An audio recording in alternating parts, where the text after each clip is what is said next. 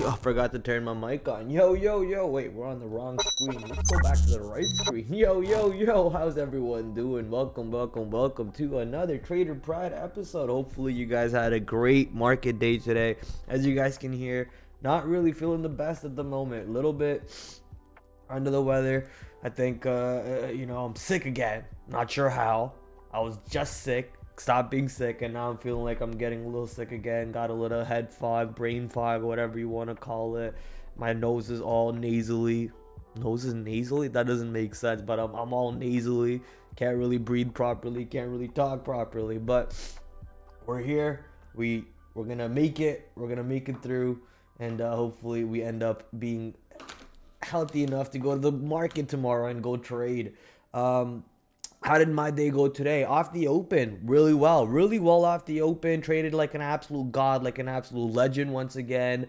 Caught the right moves. Anything that wasn't the right direction for me, cut it off right away. Walked away from those trades. I was trading off the open amazingly, but then later on in the day, the stock that I was trading so amazingly, I started trading that not so amazingly. So we'll talk about that a little bit deeper when we talk about my trades on the day. After that, we're gonna head over to the watch list. The watch list today, I'm gonna keep it a little bit light. I'm gonna only focus on some of the names that I'm gonna be interested to trade tomorrow. Some of the names that I want to see how they move tomorrow. Mainly just the crypto market and a couple other energy-based stocks that are moving around based on some sort of a news or some sort of a catalyst. But the market's moving around, ladies and gentlemen. There's tons of stocks to look at. So if there's any stock that you feel like Praddy Daddy TraderPrad needs to keep his eyes on, just throw it in the chat. We'll take a look at it, and if we feel like it belongs on the watch list, that it has a high enough of a probability trade for us to get into, then we'll put it in the watch list for ourselves also. So welcome once again. Let's go take a look at the chat over here. TH is in the chat, number 2. I'm number 1, baby. I'm number 1. But TH, thank you for being number 2. Michael Storms in the chat. What's up, brother? Excited to learn about journaling. Ooh, yeah, I saw your comment on the YouTube chats, or I saw a comment on the YouTube videos that you want to learn about journaling. You know what? We can do something about that. We could talk about journaling a little bit for sure. So we'll show you a little bit about journaling. Also, do you remember the name of the app that I can practice typing on? Yeah, typing.com. Typing.com is the website that you can use. You can just go to Google and just type in keyboard training websites, right? Free keyboard training websites. You're gonna find tons of them. There's many of them for free that will walk you through how to use the number pad, how to use the keypad, everything much smoother. And the more practice you get on it, the more repetitions. It's like the gym. The more times you go to the gym, the more times you pick up the weight, the stronger your muscle for that specific category gets. That's what you're trying to do. Build that muscle, build that memory into your hands in order to be faster at the keyboard. Same thing applies to the market. The more times you trade your strategies, the more times you look at your strategies, the more times you actually write down your strategies and catalog them like we did last night. We cataloged 2 trades, if you remember. The more you do these cataloging, the better the chance are for you to find these trades and actually execute on these trades when they show up.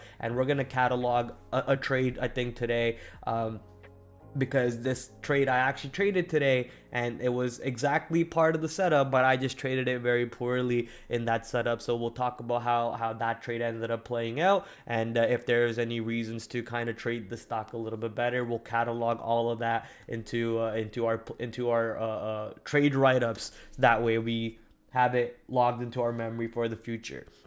Hopefully you guys all had a wonderful day on the market. Market's still giving you lots of gifts currently to the downside. If you are a short trader, you are liking what's happening. Crypto market, for the most part, Coinbase, Mara, Riot did end up going higher to the north side, which was pretty surprising. I was expecting maybe some sort of a sell-off because Jim Cramer out there talking about how Bitcoin is here to stay. So obviously, if Jim Cramer is saying that Bitcoin is here to stay, there's a good reason that Bitcoin might get sold off today. And that's exactly what happened. Bitcoin getting sold off. Jim Cramer also talked about Dollar General, but he talked about Dollar General on a little bit of a weaker Jesus Christ, on a little bit of a weaker mindset. So we'll talk about that. Maybe I'll pull up the tweet over here, get that tweet ready for us. Let me see if I can find it. Oh yeah, I can find it because I talked about it. So yeah, we'll pull up Jim Cramer's tweet over here, talk about that when the time comes. So why don't we dive in, ladies and gentlemen? Go to the full screen. And sorry I didn't cover my mouth when I coughed. I pretty much coughed in all of your faces. Now everyone has COVID or whatever it is that I have. I don't think it's COVID. I hope it's not COVID. But yeah, I just coughed without a mask, without covering my hand. Now all of you have COVID. I'm sorry. I spread it to you. Maybe I shouldn't say COVID out loud because YouTube's gonna like take me off of YouTube and stop showing my videos to people, because YouTube does do that. They like shadow ban people for this conversation. Anyways, come back. Let's see what the chat's talking about. Speed, gotcha. Remember the lesson on day trade the world? Yes, lost on the paper I wrote it on. Okay, yeah, no problem, bro. Your day trade the world lessons are still you and Neil, of course. Effort and Sean. What does effort and Sean mean? Not sure what those are. But no, yeah, I don't work for them anymore. I don't know about that. Hope it's not COVID either. Thank you, sir. Thank you. All right. So why don't we get started, ladies and gentlemen, talk about my trades on the day, and show you guys exactly what happened to me. And I want to turn off that transition. Go to fade. No more transitions, please. Let's talk about my trades. So here's my beautiful start on the day today. We'll talk about first how my day started off with, and then we'll slowly go into the later part on Rivian. Yesterday, big sell-off on Rivian. A lot of the EV stocks actually announced their delivery numbers. Rivian did not come to par. They missed their delivery numbers quite a bit. So missing that delivery numbers quite a bit, sold off on Rivian. I think they sold off about 10% yesterday. Coming into today, SSR day 2, was waiting to see if Rivian could pop up off of this SSR day 2 kind of idea, or is there more continuation selling to the downside? And that's what ended up playing out on the stock. It was more continuation downside, and the way I was able to watch this play out is every time the stock would pop up off the open into today's VWAP, we're not able to get above today's VWAP. We're just rejecting today's VWAP. We're getting sold off and just immediately flushing. So first entry. On the second entry, I get in around the break of lower day, at least the lower day at that moment, thinking that there was going to be a nice little flush right off the open for me. That doesn't happen. It pops right back up into today's VWAP. So whatever size I punched in over here, I punch out of that size. And now I'm watching the stock move again. I'm watching the tape. I'm studying the movement. I'm looking at the volume come in. Is it going into the bids? Is it going into the ask? Is it being stuck at some price and not able to get above that price? Or is it just able to get above any price it wants, meaning that there's tons of buying coming in? Even though there was a little bit of a buying, we're just simply not able to get above today's VWAP. We're simply not able to get above this little area, and that gives me confidence to punch into more shares short and then scalp this range until this range breaks, which eventually I'm able to take some profits on the scalp down. The range breaks. After the range breaks, it pops back up. On the pop is where I'm going to take more shares short, not on the breakdown over here, because it could easily just be a fake out breakout. It could break down, pop right back up, and just go for a new high a day. I don't want to be trapped in that. So first I let it break down, then it pops up. After popping up and showing me weakness now, not at the previous high but at a lower high, making a lower high on the stock, showing me weakness there, able to punch more size short, take some size that I had from up here out, and now I'm managing the size that I had from these two entries. Managing the size on those two entries, take some more size out. Now the stock's popping. It breaks 20, right? It breaks 20, gets under 20, and then gets back above 20 and makes a high at 2010, 2011, but then gets right back to the south side. So now I get another new trade entry around $20 with the high of 2011, able to watch the stock go into around 1950s or so. I'm seeing it's not really going any more lower than there. Take out most of my size out here, and now over here I'm thinking about getting into a new trade with about the same risk of this 2011 area, but instead of sticking to my 2011 stop, I let the stock slip a little bit higher against me, and this basically gives back all of the money I had over here because I sized up in this area, had more size in this area than I had in this area, and I let that size, technically had I let this stock play out exactly like I wanted it to, Anything over 2011, let's say 2015, I have a stop above 2015. I don't want to hold the size that I had in this area above 2015. I would have still been fine, but I actually let it slip all the way up to 2034, another 15 cents against me, and that wipes away all of my profits that I made on Rivian off the open. And the rest of the day, I'm basically just stuck trying to fight and grind any profits back onto this position, I'm able to do it, then I give some back. I'm able to do it, then I'm give some back. Overall, Rivian just holds 20 area, holds above 20. The VWAP is above 20, well above 20, and Rivian, the weakness that it had off the open, no weakness later on in the day at all for me to take part of. So that's where I kind of went a little crazy, was so adamant on the short side. Something that my manager pointed out to me when he was reviewing my trade is, Prad, you got the trend, wonderful, and you traded it so perfectly too, but then you fail to realize that let's say if you had like a slant lines, maybe I can do this, copy image, open it in GreenShot, right? He mentioned a pretty good point, which is, Prad, if there was a trend line of some sort of like this, it's awesome. Technically, these last few shares should have been stopped out over here, and had you stopped out these last few shares over here, you would have not fought for this new trend trade, because clearly the trend that you were part of is breaking and it's creating a new trend. Maybe you would have flipped long with this as your stop now. So that point that he pointed out was great, but why did I fail to recognize that trend was the question that I was thinking in my head more.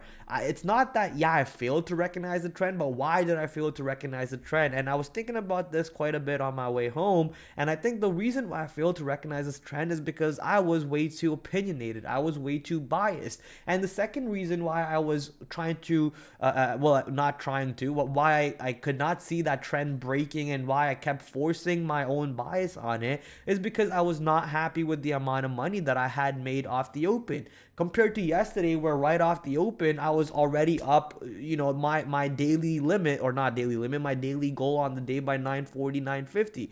But today, after trading what I thought was pretty damn well, I smoked this trade off the open.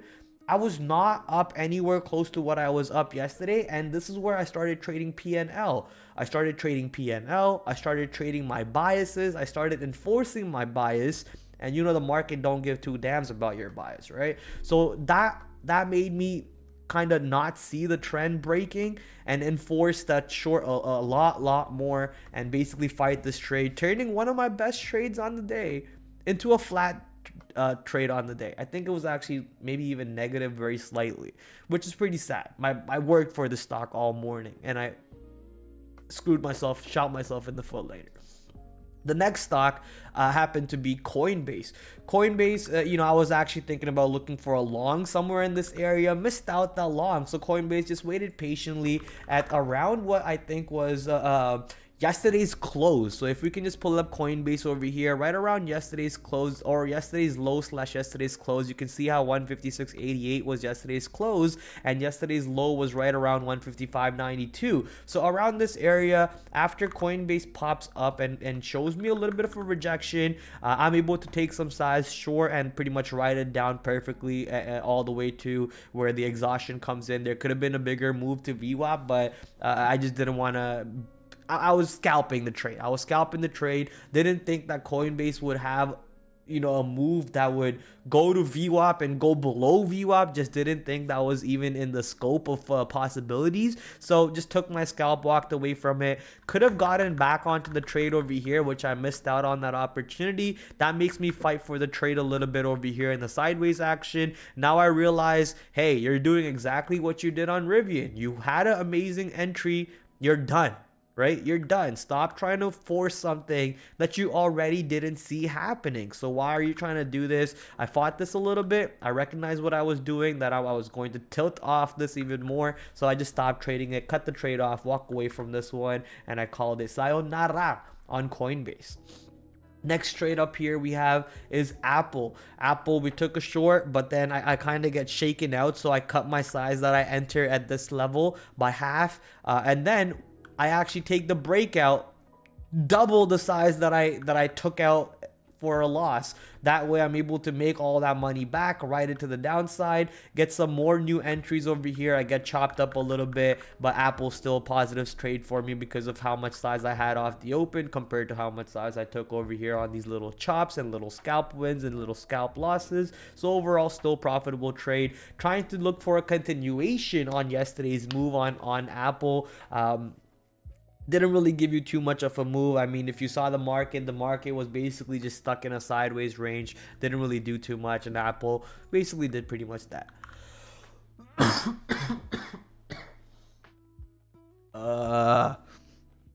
Can't even be talking, man. If I'm talking for too long, I'm gonna start dying here. I swear to God. All right. Last but not least, the stock that we were talking about, the one that we're going to put down in our notes, actually playbook it and write it up, is this bull flag. Why do I keep calling it bear flag? This bull flag breakout on Mara. We were talking about this setup a little bit yesterday. We even what's it called? It's not it. Trade write-ups. Trade write-ups. There we go. We talked about the setup yesterday. We even wrote up the setup in front of you guys. Basically, the idea is if a stock makes a monster move, creates a little bit of a consolidation, breaks out of that consolidation, it gives you a quick little scalp trade, at least a 1 hour trade. The reason why I didn't really like this trade that much, because Mara was just a coin flip, right? It was a coin flip, and the trade was a 1 hour trade. It was not, you were not probably going to get more than 1 hour. Maybe it did give you a little bit more than 1 hour, but in my opinion, it wasn't more than a 1 hour trade, because yesterday's close was around 22.93. You're entering around 22.50, and your risk was basically under 20.22. So if you're risking 50 cents, you better hope you're getting 50 cents, and that 50 cent hope was there, but there was no real hope for another 50 cents above it, in my opinion, at least. But it looks like it did actually, yeah, go up another 50 cents. It actually went up another 75 cents after hitting that 23 area. So you did get a nice 2 hour trade out of it if you did take the trade. But at that moment, I didn't really see the stock going much higher than $23. So if I went long at $22.50 and my stop was at 22, it was just a coin flip, 50% win rate, 50% lose rate, and the risk reward wasn't really screaming at me. So at that point, once I realized it, I still took the long. I took some outs into this consolidation, seeing that there could be some sell-off right over here. And when that sell-off comes, I say, you know what, I'm not going to hold it all the way back to 22. I'm just going to punch out right here, take that loss, walk away from this position. How could I have traded this better? Actually trade it like the bear flag setup tells you to. Have your stop at the low of this area, right? Let's open up over here back again. Have your stop at the low of that area if you do intend to take that long. Right here should have been your stop. Oops. Your stop should have been right here if you did enter here, right? Which we did enter. So your stop should have been over here, which it wasn't. And if our stop was there, we never get stopped out. The stock does manage to pull back, giving you another chance to reload on the long if you really wanted to. And honestly, this is where your longs should have been. Your longs should have been somewhere here. Your longs should have been somewhere here. Your stops are here, and your profits are now somewhere here, and then probably you're getting out most of your size somewhere into these ranges over here. So for profit target, maybe we just put in, is there another, we'll put yellow as a profit target color, okay? So for profits, you're probably getting out some here, and mostly around these ranges for profits. Now, doesn't that just look like a way better trade, right? A nice little bear flag breakout.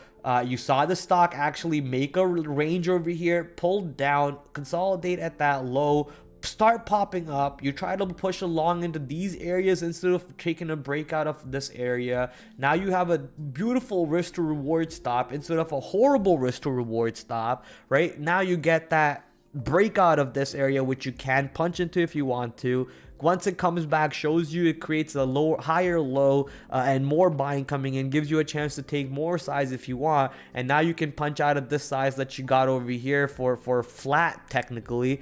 I'm just talking about the process, thinking about what you're actually in the trade at the moment. So now that you realize, hey, this entry was shit, you still have this entry, you got a new entry, you take out whatever this entry size was at this area, and then you can even punch more somewhere around these areas, right? Punch more. If you really like that long so damn much, you can punch more somewhere into these areas. Apply.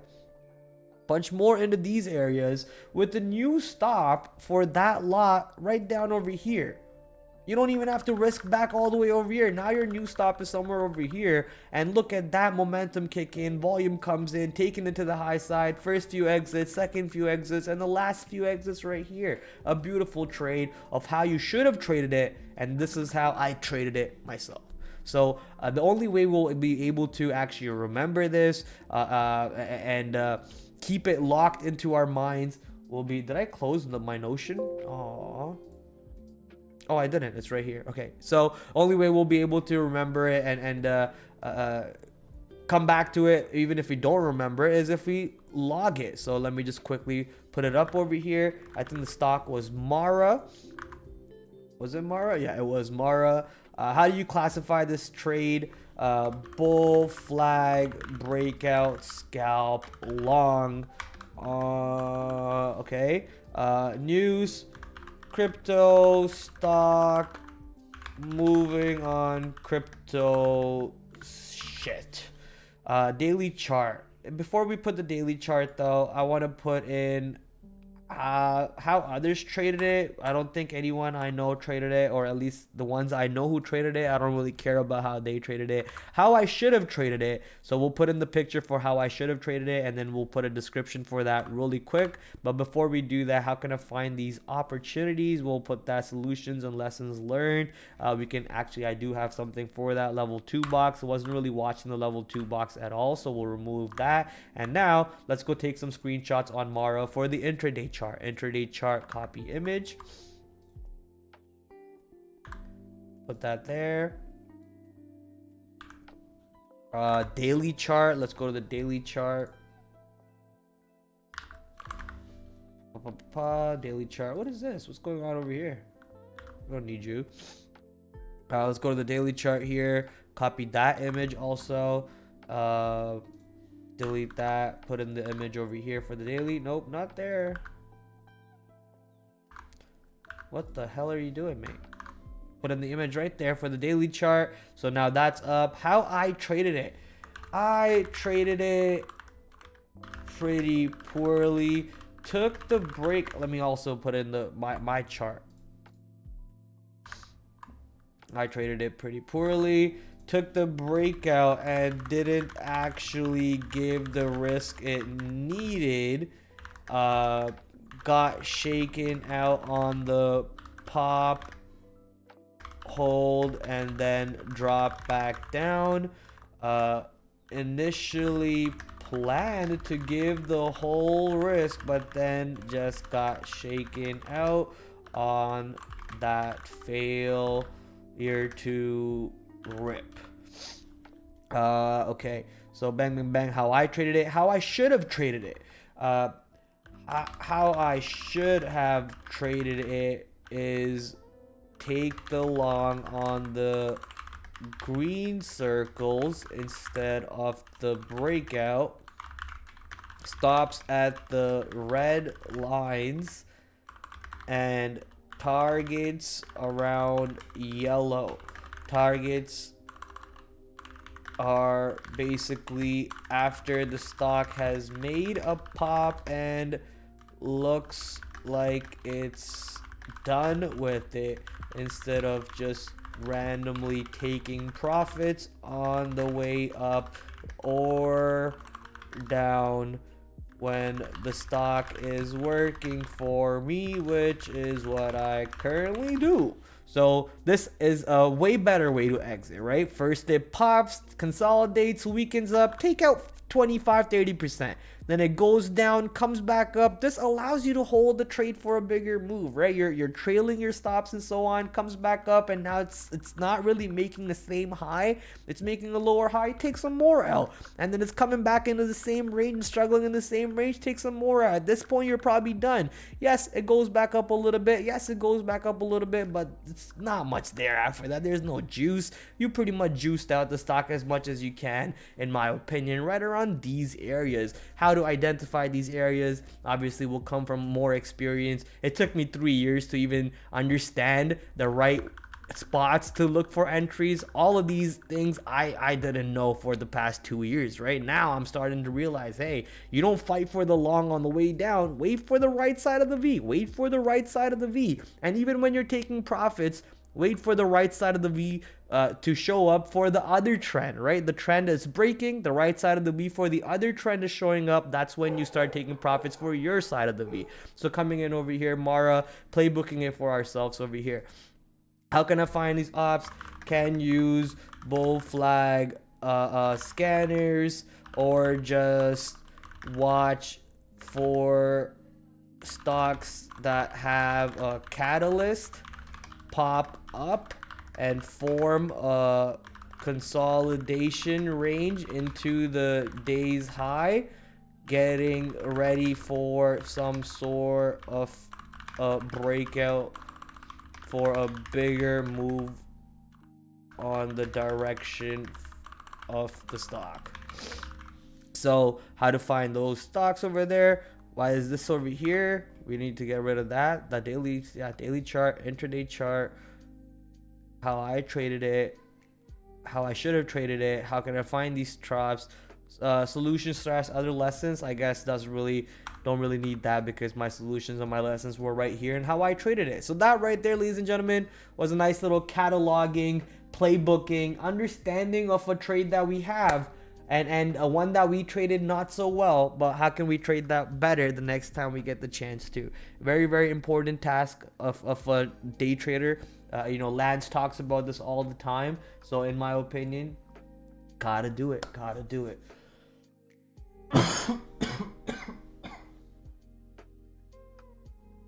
Holy smokes, I'm dying. E.F. Hutton. What does E.F. Hutton mean? I don't know what that means, bro. I hope it's not COVID yet. E.F. Hutton. What does that mean? Old commercial, something about have to listen. Who the hell is E.F. Hutton? Edward Francis Hutton. Largest financial firms in United States, or at least was, I guess. Once was. Yeah, once was. What about this guy?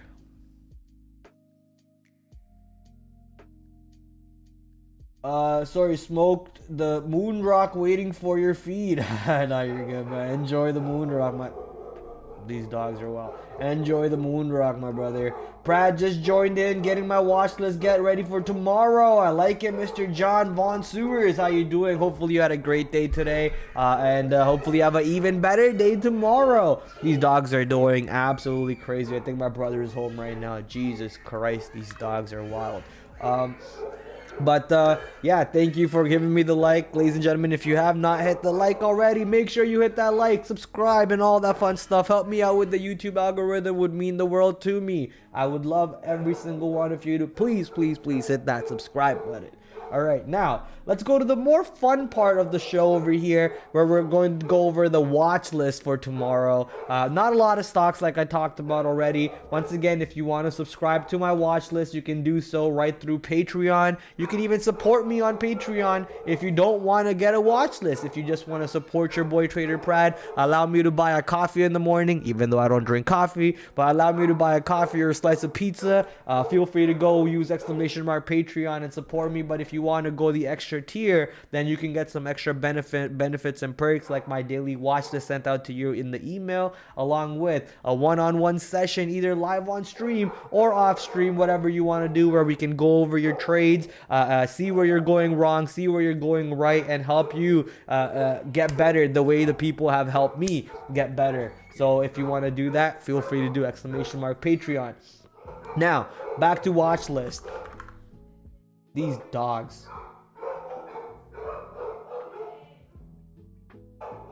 These dogs are insane. Okay, starting with the watch list, let's go with obviously the cryptocurrency market. That's the hot girl on the street right now. The markets are very, very fire for the cryptocurrency basket. Jim Cramer coming in and kind of, doing the crypto play for us for no reason. Let me find the tweet, or maybe that wasn't the tweet. It was him saying something about cryptocurrency on his show, him talking about how cryptos or Bitcoin and cryptos here to stay, especially because it's made this insane pop over here. Give me a second, guys.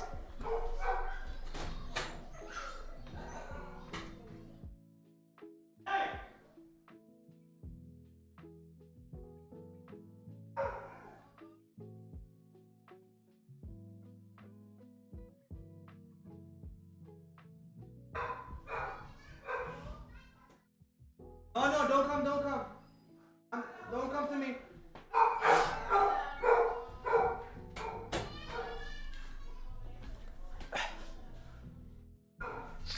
Alright, I had to go yell at the dogs there real quick. Just sometimes you gotta slap a bitch, dude. Sometimes you just gotta slap a bitch. I had to go yell at them. Jesus Christ, their dog's going crazy. Alright, but let's get back to business. Jim Cramer just had to come and screw everything up. Bitcoin was having so much fun. We were all enjoying cryptocurrencies, but I think the seller over here on Bitcoin, all of these sellers that we're seeing up north, 4750, 4650, 4700, and so on. I think this is just our boy Jimmy Boy over here sitting on the ask. And trying to bully the market, and obviously seeing that he loves Bitcoin now, and he's on the other side of the trade. I'm 100% sure that Jim Cramer does this on purpose. He goes out there, puts something in the netherworld or in the ether, and then he actually goes the opposite of it. Because at this point, when the setup has been proven so many times, back to back times, why wouldn't you just take the trade yourself, right? So Bitcoin getting dumped, but somehow Coinbase, Riot, Mara, all of them actually had a pretty good move up north side even after selling off. Coinbase, even though still red on the day, Mara positive on the day. Riot, I think, was also positive on the day. Am I correct? No, Riot was still red on the day, but made a pretty good recovery back into the $15 after dropping all the way down into these ranges. So pretty good move coming in on these cryptocurrency baskets, even after the little bit of a shakeout and a scare coming in from Jim, almost called him Jim Carrey, Jim Cramer. Sorry. So Riot, for Coinbase, what are the levels that might be interesting tomorrow? I think it will be somewhere around these 160s, 150s. Today's high was 155, but I do think 160 is kind of like in play. We might just see 160 coming in, so watch out for that. Let's just quickly go to the 5-minute chart to see what today. Yeah, there we go. 156, 155 was today's high. I will not be surprised if for some reason we start seeing like yesterday's ranges coming back into play, especially if Bitcoin pops up. You want to be very careful to see if Bitcoin pops up, then maybe Coinbase 100% pops up along with it. Because look at this. This is what happened when Coinbase sold off. Bitcoin popped up overnight over the new year or whatever, made that insane move, and then Bitcoin went from 170 to 187 overnight. That was an insane gap on the stock. But then ever since then, it's right back to the downside. So if Bitcoin has some sort of a relief tomorrow, I will not be surprised watching Coinbase going right back into 171 areas and then rejecting somewhere into 171. So keep an eye out for that. Resistances, first resistance will be somewhere around today's high, so let's put 156. The next resistance around 160 in my opinion, and then we got 175, 176 areas, because I remember that was in play a little bit right around here. 175, 176. Wait, right here, 175, 176, and then after that you have the 187 highs, 187.39, 187.50 area to keep an eye out for on the resistances. For support, I mean, I think we're going to watch a little bit more upside move come in and interact with some of the higher levels, and then you just short it to the downside, or you just keep going long if the direction is long. I'm only looking at levels on the higher end on Coinbase, so I'm not really looking for support ranges to put in right now on my watch list. So looking at what the stock does on moves higher. As for inflection for tomorrow, I think it's going to be pretty much the yesterday's low slash today's high, the 156 area. How does the stock trade into this 156 area? Can the stock get above and hold 156? Bullish above 156 and bearish below. Bullish above 156, bearish below. Obviously, the importance level of Coinbase, Riot, Mara, all of them are automatically going to be on the orange color scheme. For those of you wondering what that means, orange is a higher priority level, the white is lower priority, the lowest priority level, and blue is the medium priority level, something that I might look at in the middle of the day or something like that. So Coinbase, Riot, Mara, all of them, which is a very, very hot sector at the moment. Gotta look to see if there's other opportunities in these positions for ourselves to be involved in tomorrow. The next stop, Riot.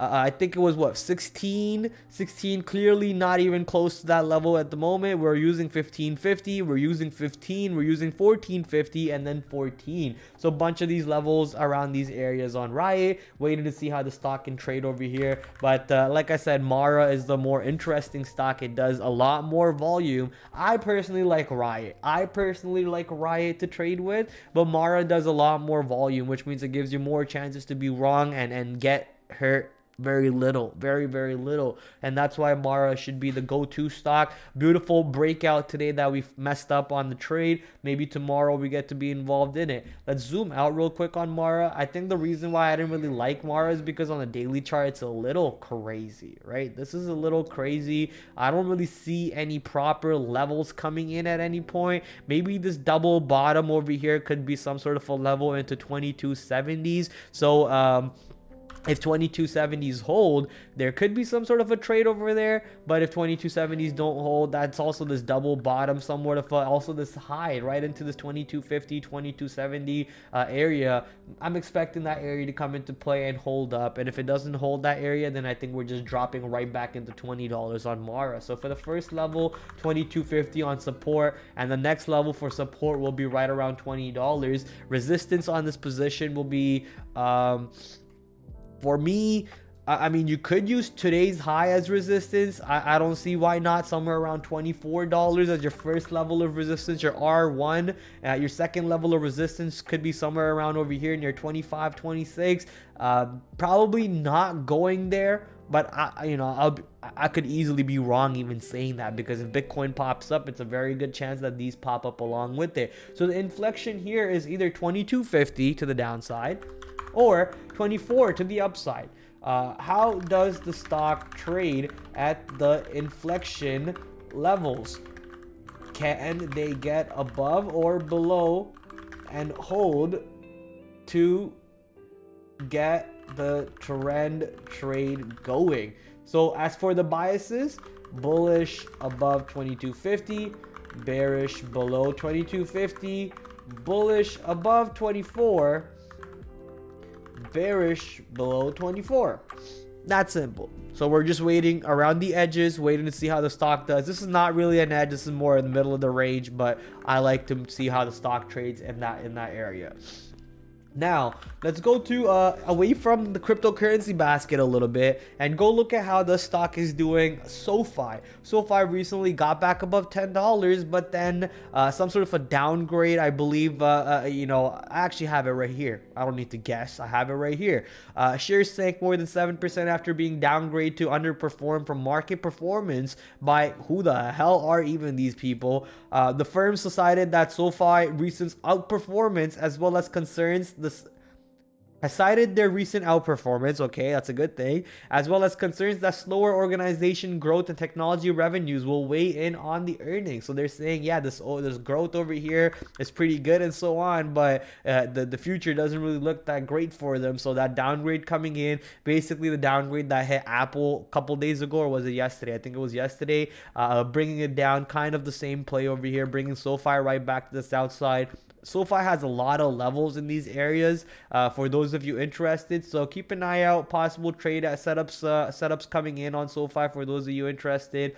I'm just not that interested to really day trade SoFi. But if a good enough of a setup trade shows up, then maybe we could be involved in it. I'm just going to look at it on the 5-minute chart here. See if I'm not really seeing any sort of a trade setup for me on SoFi at the moment. Maybe after it moves intraday, some sort of a level to play off of, we can think about it then. Moving to the next stock over here is Disney. Disney also coming in with a news catalyst of its own. Shares of the entertainment company ticked up less than 1%. Basically talking about how the activist company is looking to nominate 3 new directors for Disney. And they are pretty supportive of the current CEO, Bob Iger. So that catalyst allowing Disney to continue to create a nice little base in front of what looks like $90. And now pop back up to the north side.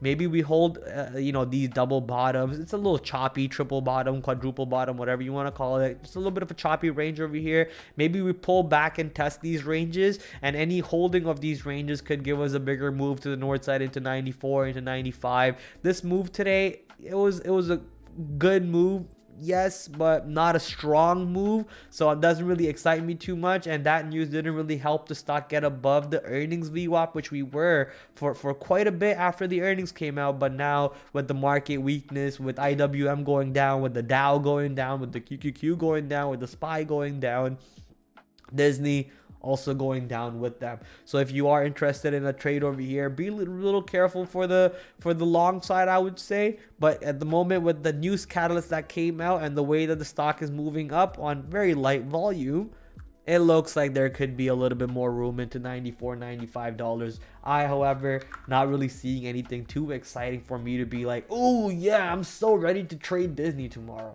I don't really see anything that much exciting. Let's go to Xerox. Xerox had some sort of a late catalyst at the end of the day. This one I actually don't know about, so let's go see what's happening over here. Ooh, to cut 15% of its workforce in the first quarter as part of a broader restructuring effort. Isn't that a good catalyst? I guess when the market environment is bad news was good news. But right now, the market environment, interest rates are looking to go into rate cuts into this year. Inflation is not really that much of a worry apparently for the FOMC committee anymore. So now that things are kind of looking different, maybe bad news is once again bad news, and bad news is actually not good news. Obviously, what we've been watching is anytime a company announced a workforce cut, they actually went up. But here comes Xerox talking about how they're going to go through a 15% workforce cut, and they actually got sold off pretty drastically to the downside, down 12.15%. Now we're looking to see if there's some sort of a pop and a continuation to the downside tomorrow, a day 2 type of trade, or was this a little bit of a exaggeration, and now Xerox getting ready to find a base in an area that the stock has held for how long now? For over a year. We've been in this range for over a year or something. More than that. So maybe we find buyers once again on Xerox and somewhere in these areas. What do they even sell anymore? They just sell printers, right? They don't do anything other than printers last time I checked. Computer peripherals. But yeah, anyways, looking for maybe more downside on any sort of a pops into maybe 17 will be interesting. Not sure if we do see that. Go back into the 5-minute chart here real quick. Yeah, no, I don't think we see 17 tomorrow. That would be pretty surprising. Pops into 1620, 1650 will be something that I'll be watching over here on XRX resistance. Whatever this double top is on the 5-minute chart, I like that. 1640 to 1650. I'll just put 1640 to 1650. Yeah, let's just do that. 1640 to 1650. 1650. The next area after that will be 1670 area for me to keep an eye on. Inflection will be that 1650, 1640 area. Can stock pop into 1640s and reject? Question mark. Bearish below 1640. Chat, I'm dying. I'm actually dying. All right, Xerox. So looking for some sort of a day 2 continuation. I think, big volume candle today. The stock actually does less than, no, we're good. The stock does about 2.5 million shares on a 30-day average. Today doing 2 times this average volume, which is good. RVol 2 times. That's exactly what we want to see. But tomorrow, does it still have the RVol in it? Does it bring in the volume still? That's the question. So waiting to see if it can bring in volume and then help us look for a day 2 trade. Possible day 2 short setup. Question mark. All right, now we're going into the energy stocks over here. So let's go take a look at some of the energy stocks that have moved around recently. So this one to the upside, but the next 2 ones that I have ready for you actually moved to the downside. So we'll talk about that in a second. But Suncor, I think this one came from the CNBS watch list for me. Right here. Shares of the Canada. Shares of the Canada-based energy company rose about 6% after reporting fourth quarter upstream production figures that topped Wall Street estimates. The company also said December was its best month ever, and upstream productions averaged about 900,000 barrels per day. So very, very strong. Was it earnings? Not really earnings, but they're reporting production numbers of some sort over there. 900,000 barrels, obviously, pretty good number.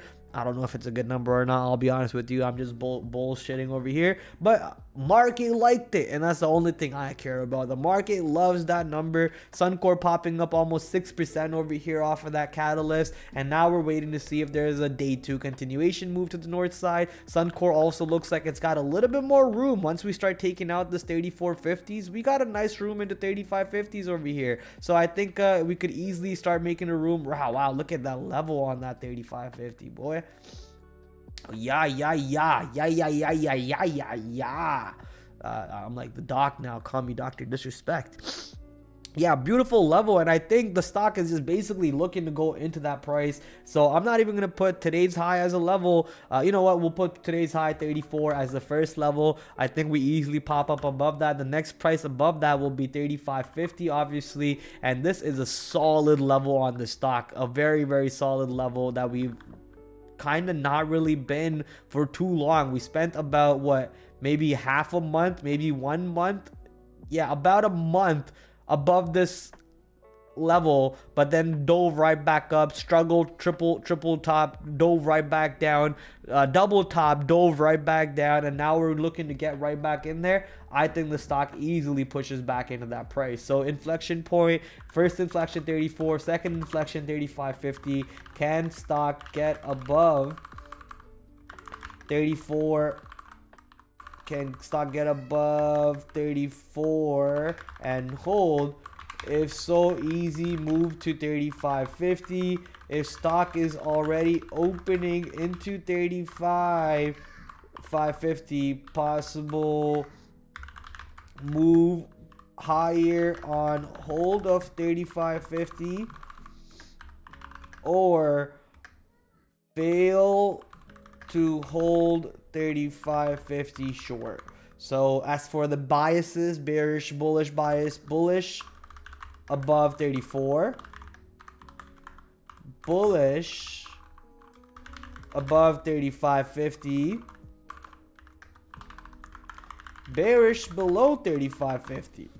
Ta-da! However, I don't think the stock really goes too much above 35.50 unless it kind of sets up like a bull flag. It pops up into 35.50 right off the open, struggles to take out the 35.50, but let's say around 10 o'clock, 10:30, but then it's not really going too much under 35. It's ranging between 35 to 35.50 after making a nice flag from 34.50 or whatever, making a nice flag run up and then forming the body of the flag first, and then forming the flag itself somewhere between 35 to 35.50, and then giving you the chance to take the breakout of 35.50 for an even bigger move up if there is one to take part into. But I don't think there is one tomorrow. Maybe on a swing term there could be one, but for a day trade we'll just have to be patient and see if 35.50 even comes into play for us, and if we get to shake and bake on that move, baby. All right, next up is ENPH and SEDG, another two energy stocks, but these ones are actually moving down because interest yield rates are going back up. Interest yield rates, I think, what is the number that they went up by? The 10-year yields rose up by briefly surpassed 4%. So that took out all the solar energy companies to the downside a little bit. ENPH, other energy stocks also pushing down, ENPH being one of them. ENPH actually looks like a solid level over here to keep an eye out for. I however, don't think these trades, this catalyst that they moved down on is a important, significant of a catalyst for us to trade out of. So I'm gonna have these on my watch list. They're on the white watch list for me. Not really too much of a high priority, but if for any reason they do bring in volume tomorrow, I kind of don't want to ignore it. So they're gonna be on the watch list. I'll keep an eye out for them. I'll be ready to, you know, make some notes on the fly in pre-market if they have any volume in them. But if there is no volume in pre-market, the stocks already don't really do too much volume, I'm just gonna stay away from it. I don't want to be messing with these because there's still lot of fun to be had on Coinbase, Riot, Mara, on Suncor now, which I like quite a bit, and Xerox kind of looks like it wants to do something fun. Now the next stock is Flex. Let's go see what Flex is doing. Not sure what Flex even is. No, I didn't say Alexa, I said Flex. Alexa, stop. Good. Flex. Let's go see what Flex is doing over here. What even is Flex? Electronic technology, electronic production equipment. Not sure what the hell this is. Let's go to the all-time chart. You've been here since 1995, 1 year after I was born. Okay, and you are looking to get back into the all-time high ranges. Okay, getting into the current 52-week range on today's move. Okay, why is my chart so slow today? I don't really like that. So breaking out. Oh wow, we missed that trade today, huh? So breaking out of this nice little consolidation. This is a perfect bull flag, taking out that bull flag and just running up to the north side. Not sure what the catalyst is, not sure what the news is, but Flex apps. Oh, what the hell is this? Ah, that's what it is. Flex is spinning off into NXT. So this might not even be a trade for tomorrow. This might just be deleting today, and this is merging with NXT. There might not be nothing on this one tomorrow, sadly, because NXT on NASDAQ and Flex are merging into one big company. Next Tracker and Flex Tracker. I guess that's what it is. Flex Tracker. Ah, okay. That's pretty cool. In that case, then you know, might not have a trade on this one tomorrow. But if the stock is still actually active and actually moving around tomorrow, then I'll put in the notes in this watch list in pre-market. I don't think this one's active tomorrow at all. I think this one delists today. We'll have to do that research in pre-market to see if the stock is moving around or not. Now, finally, some of the more fun names coming in. We got two big names and then the big tech basket. First up, UPST, down 10% today, taking it right back into a beautiful level. Previously, very, very important level. Also going right back into the earnings anchored VWAP. So coming right back into the earnings anchored VWAP around $35. Today's low was right around 35, 34.75.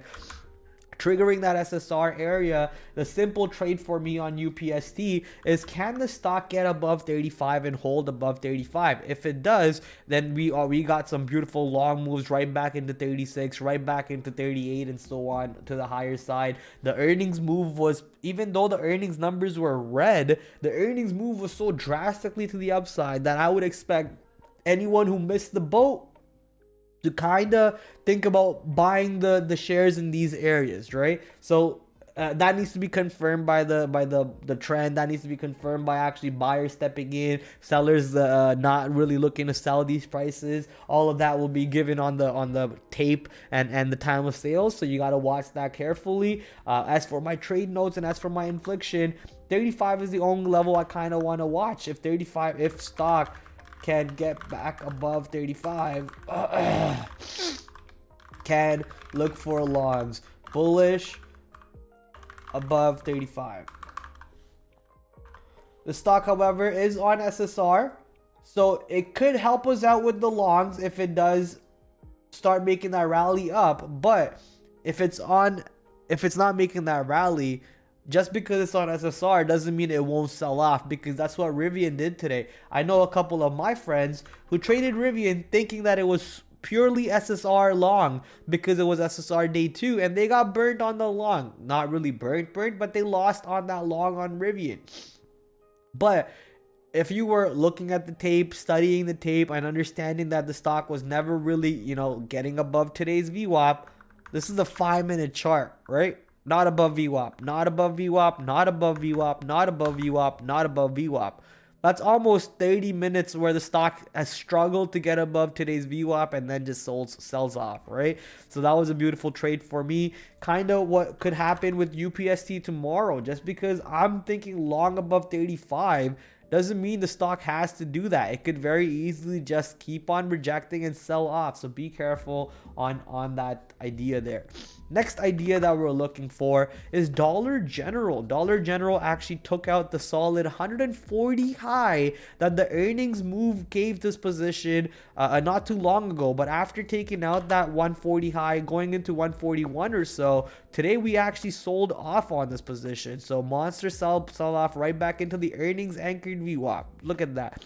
Right back into the earnings anchored VWAP. Now the question is, how does the stock look like for tomorrow? Let me just quickly do this part.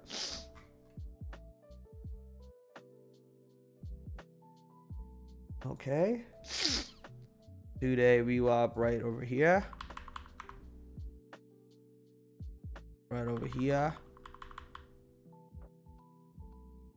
Okay, now how does the stock set up for tomorrow? I want to see 130 holding and not really going under 130. Even if we get above 131, that could be pretty bullish over here. But the problem is this trade is not really a proper setup. It's just that Twitter setup. It's just that online setup. The idea is Jim Cramer, I thought he was rich. I'm not sure what he's doing shopping at a Dollar General, but homeboy shopping at a Dollar General, he just killed Bitcoin already, and now he's going for DG. So at least with the idea of his tweet over here, he's being bearish. His sentiment, his tonality, the way he's talking about this picture, the company, the store, all bearish, right? Hawkish, not dovish at all.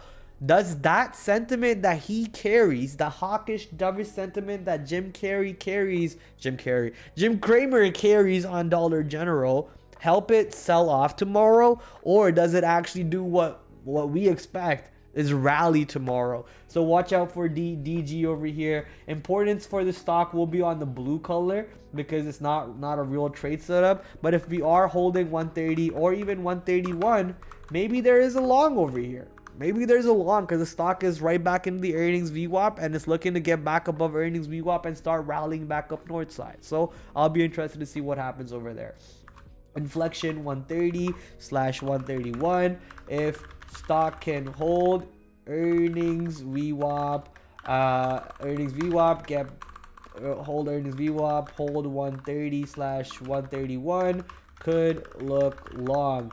Bullish if stock can hold earnings VWAP /130/131. Okay, DG. Now the big tech, the Magnificent Seven. However, there's more than 7 of these stocks because AMD is not part of the Magnificent Seven. I think it's Apple, Amazon, Microsoft, Meta, Google, Nvidia, Tesla. That's the Magnificent Seven. We have 2 extra stocks in here, which is AMD and Netflix. So let's start off with the Mag 7 first, Apple. Before we even go to the Mag 7, let's just talk about QQQ and S&P 500. My stocks are really slow today for some reason. My charts are really slow. Not sure what the hell's going on, man.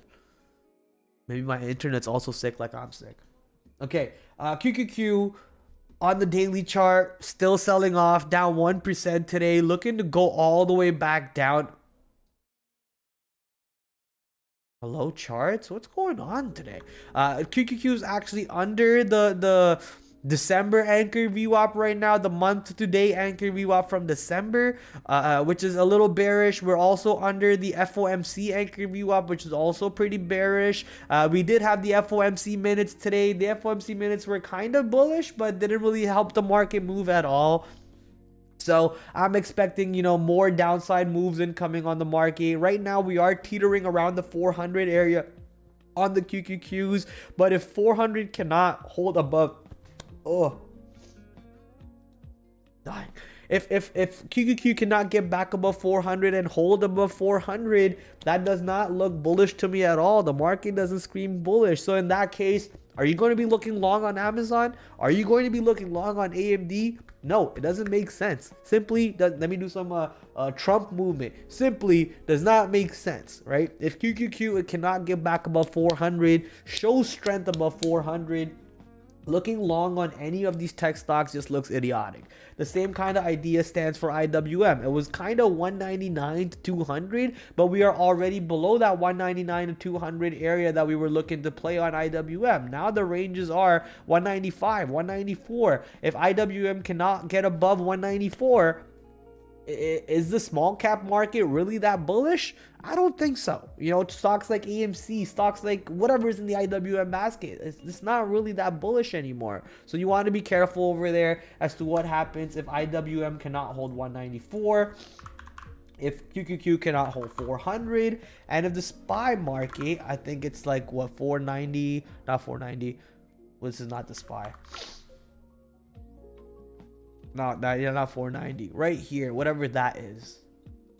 The SPY has a way better support than the IWM and the QQQs. So if SPY actually goes down over here at 497.50s, holds up at 497.50s and doesn't really want to go too much under that, there is a good chance that SPY helps IWM QQQ to go back up north side tomorrow. But if the SPYs break 467.50s and go down, there is just no chance in hell that QQQ is holding 400. There is no chance that IWM is holding 194 because SPY is just taking down the rest of the markets along with it. SPY obviously has been not as weak yesterday compared to the QQQ, but it was equally as weak today compared to the QQQ. And tomorrow will either make or break that situation for the market, upside, downside, question mark. So once again, I would suggest people to just kind of keep an eye on the barometer, on the bigger baskets over here, QQQ, S&P 500. See if they're holding some of their levels. If they're not holding their levels,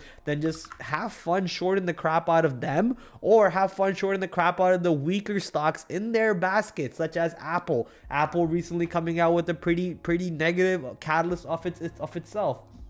If Apple cannot hold that 184 area, which we held 184 pretty damn well today after dropping down.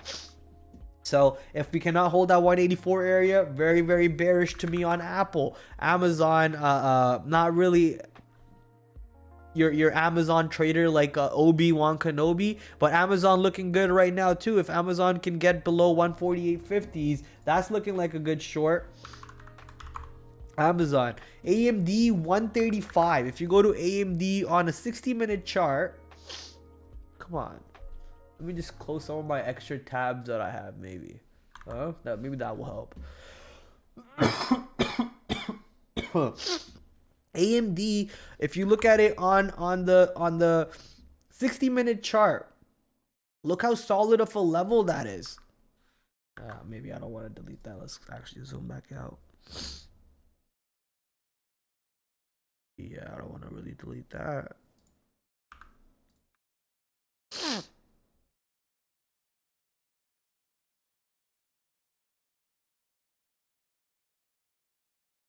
Okay. Now, once again, AMD, if you zoom out to the 1 hour chart, you see how beautiful of a level that 135.50 to 135 ends up being on AMD. We actually get back above that area, even though we did break down at one point, gave you a nice little short on the breakdown. Wasn't really clean, wasn't like a 10 out of 10, A plus setup on that level. But I think that level will come into play tomorrow, if not tomorrow, another day. So watching that 135 to 135.50 area, solid level on the 60-minute chart, and waiting to see if there's a trade that can set up off of that area. However, the market just did not move today. So most of these stocks just, after they made a pop or the drop, they just traded sideways ever since. Microsoft still trading in that beautiful range up north into the all-time high area, still holding that 366.66 all the way up to the north side of 370s. So you're just watching. I'm honestly, if Microsoft can take out this bottom, there's a lot of downside on Microsoft that we can have fun with. So you want to watch Microsoft going down to this area. I might just set an alert somewhere down over here. Set an alert on there, and I'm just going to drag that alert a little bit lower. Right over there, and you want that alert going off right when the stock is going in those prices. Meta, not too interested on Meta, walking away from that one. Google, same story on Google. Very like ugly ranges, like not a clear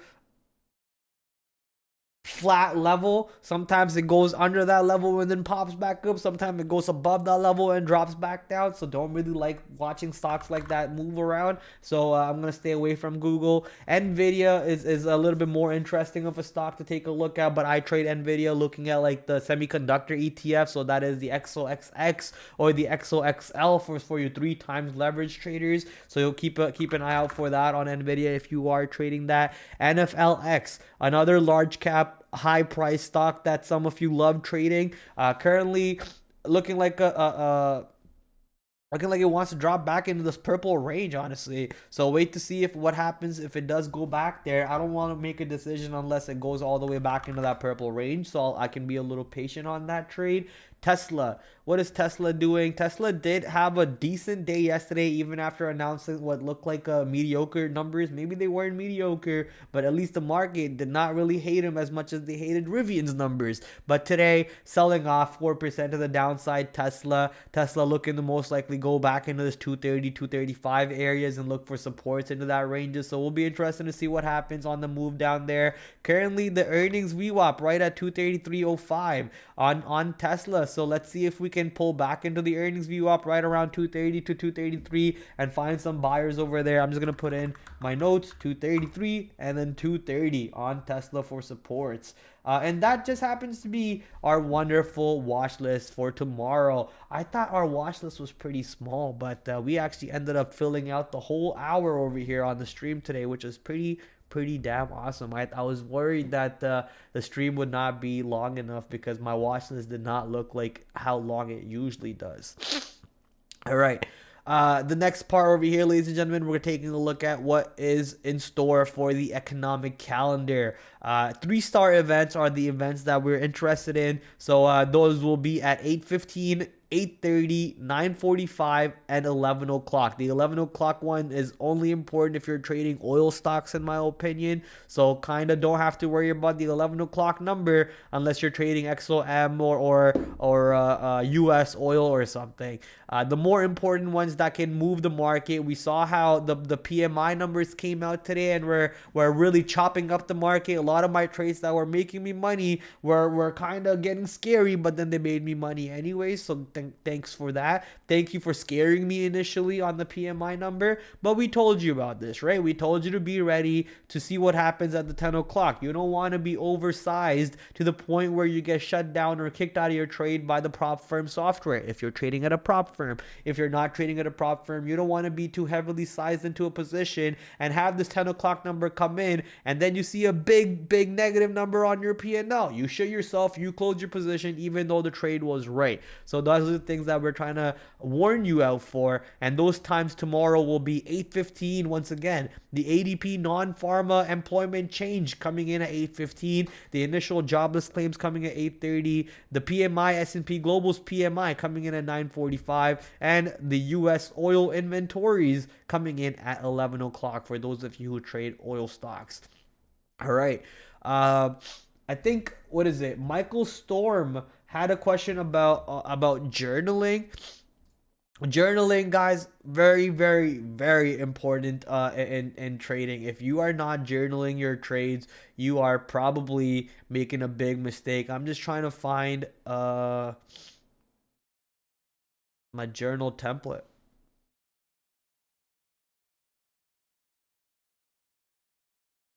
Let me see if this is the one. This is not the one, but yeah, maybe I can just show it to you. It's fine. So I don't know if anything will load up here. Oh, it does. Okay, awesome. So this is when I first joined the prop firm. So I don't care if half of this data is being displayed to you. You guys can see this data. I'm okay with it. This is way old 2020 data, right? 2020 data, 2019 data. So I'm not really worried about you guys seeing this. The point is, you know, you want to have something like this.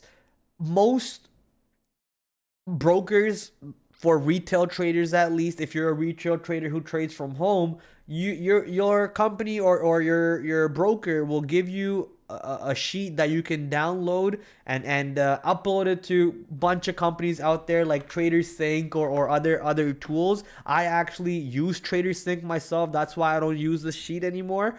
But if you don't want to pay for tools like TraderSync, then you create a sheet like this. Create an Excel sheet. If you don't know how to create an Excel sheet, go watch YouTube videos. Go Google these questions. How do I create a trade tracker or a journal tracker or something, right? Google these questions. Find out how to do them. Learn, right? This job is always learning things that you haven't learned before and just growing every single day. Growing every single day in ways that you didn't even think that you would be before. That's the beauty about it. So if you don't know how to use Excel, figure it out. It's going to help you a lot in the long run in this business.